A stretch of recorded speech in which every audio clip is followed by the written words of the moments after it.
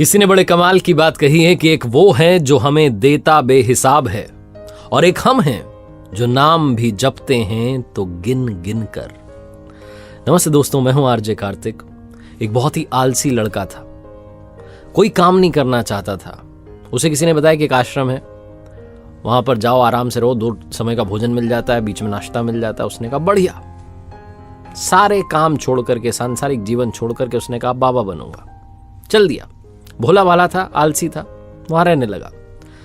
जो आश्रम में गुरुजी थे उस समय पर प्रवचन देते थे, बाकी समय आराम करता था, भोजन कर लेता था, सो जाता था, भरपेट खाना मिलता था। महीना खत्म होने को आया और एक दिन आश्रम में सुबह कुछ भी नहीं बना। उसे लगा शायद नाश्ता नहीं मिलेगा, भोजन तो मिलेगा। भोजन के समय भी भोजन नहीं मिला। दौड़ के गया गुरुजी के पास, कहने लगा आज भोजन क्यों नहीं बना? गुरुजी ने कहा बेटा आज एकादशी है, जितने आश्रम के सदस्य हैं सबका उपवास है और तुम्हारा भी उपवास है, आज भोजन नहीं बनेगा। आलसी था लेकिन भूख बहुत लगती थी। इसने कहा नहीं, ऐसा नहीं हो सकता, मुझे तो भोजन करना है। गुरुजी ने कहा ठीक है, जाओ भंडारे में से ले जाओ सामान और बाहर ले जाके, आश्रम में नहीं बनेगा, बाहर ले जा करके बना लो। याद रखना, भोजन बनाने के बाद सबसे पहले भगवान को भोग लगाना, फिर तुम प्रसाद पाना। उसने कहा ठीक है। वो लड़का अनाज लेकर के चल दिया, बाहर जाकर के भोजन पकाने लगा। भोजन तैयार हुआ, उसके बाद कहने लगा प्रभु श्री राम आइए, पधारिए, भोग लगाइए। और उसे जब लगा कि भगवान तो आ नहीं रहे भोग लगाने के लिए, तो कहने लगा कि मुझे मालूम है आपको तो अच्छा खाने की आदत है, मैं बना नहीं पाया, मुझे बनाना आता नहीं है, रूखा सूखा जो बना। भगवान श्री राम उसकी सरलता पर प्रसन्न हो गए और दर्शन दे दिया। उसने देखा कि भगवान श्री राम आए हैं और साथ में माँ सीता भी आई हैं। उसने 2 लोगों का भोजन बनाया था, एक अपना और एक भगवान का। अब क्योंकि माँ सीता भी आई थी, भगवान भी आए थे, तो उसने वो प्रसादी भगवान को उनके ग्रहण करने के लिए सामने रख दी। भगवान श्री राम ने, माँ सीता ने भोजन किया और उसके बाद वो जाने लगे। तो इस भक्त ने, जो भोला सा आलसी सा भक्त है, इसने कहा कि प्रभु आप आए, आपके दर्शन हुए, बड़ा अच्छा लगा, मुझे खाने को कुछ नहीं मिला लेकिन कोई बात नहीं, बस एक आपसे विनती, अगली बार जब आप आए तो कितने लोग आएंगे ये पहले बता दें, ताकि मैं उतने लोगों का भोजन बना के रखूं। भगवान श्री राम फिर से मंद मंद मुस्कुराए और अंतर ध्यान हो गए। ये आश्रम में गया, फिर से इसका रूटीन चलने लगा। एकादशी आई, फिर वो अनाज लेकर के चला। आपकी बार इसने 3-4 लोगों को ले लिया कि भगवान श्री राम अपने साथ में कोई ना कोई लेकर के आते हैं। तो इसने बड़ी प्रसन्नता से भोजन बनाया और ये इंतजार करने लगा कि प्रभु आए। फिर से वही कहा प्रभु आइए, भोग लगाइए, प्रभु आइए, भोग लगाइए। और अब की बार देखता है कि भगवान श्री राम पूरा राम दरबार लेकर आए।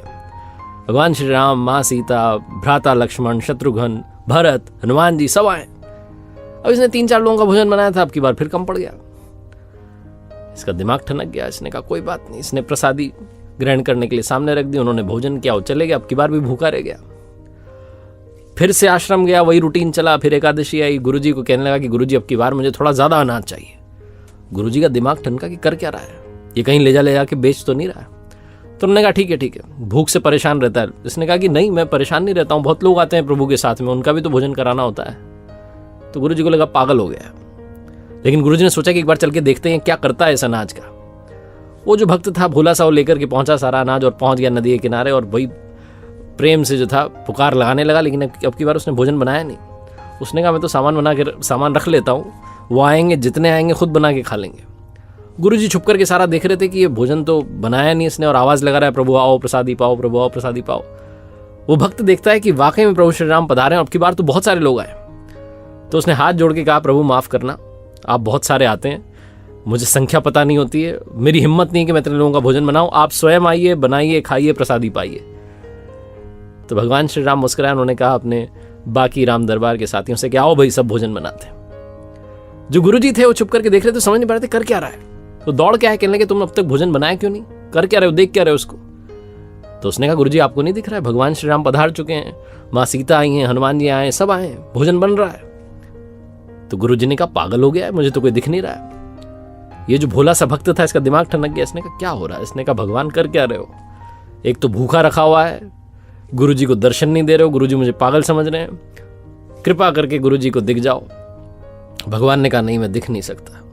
तो उस भक्त ने कहा कि क्यों नहीं दिख सकते, हमारे गुरुजी तो बहुत महान है, बहुत जानते हैं, मुझसे बड़े ज्ञानी है, ज्ञाता है। भगवान ने कहा हाँ ज्ञाता होंगे, लेकिन तुम्हारी तरह सरल नहीं है। जो सरलता तुम में है वो गुरुजी में नहीं है।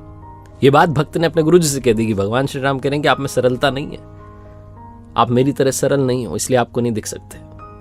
गुरुजी की आंखें नम हो गई, रोने लग गए, कहने लगे बिल्कुल सही कहा, मेरे अंदर तुम्हारे जितनी सरलता नहीं है। और माफी मांगने लगे। भगवान ने फिर गुरुजी को भी दर्शन दिए, उस भक्त को तो दर्शन दे ही दिए थे। बहुत छोटी सी कहानी है लेकिन सिखाती है कि जीवन में सरलता सबसे आवश्यक है। जितने सरल बने रहेंगे उतना जीवन में आगे बढ़ते चले जाएंगे। जब आप सरल होते हैं तो आप खुद भी मुस्कुराते हैं और दूसरों को भी मुस्कुराने की वजह देते हैं। एक बार फिर से वही बात जो अक्सर आपसे कहता हूं, प्रभु के आशीर्वाद, अपनी मेहनत और अपने परिवार के प्यार के साथ कर दिखाओ कुछ जैसा कि दुनिया करना चाहे आपके जैसा। देखते रहिए मेरे साथ हर सोमवार सुबह 9:30 बजे एक नई कहानी और हर शुक्रवार सुबह 9:30 बजे लर्निंग सीरीज का एक नया वीडियो। याद रखिए एक नया चैनल मैंने शुरू किया है जिसका नाम है आरजे कार्तिक एक्स्ट्राज। वहां मोटिवेशन के अलावा बहुत सारी बातें आपका इंतजार कर रही हैं।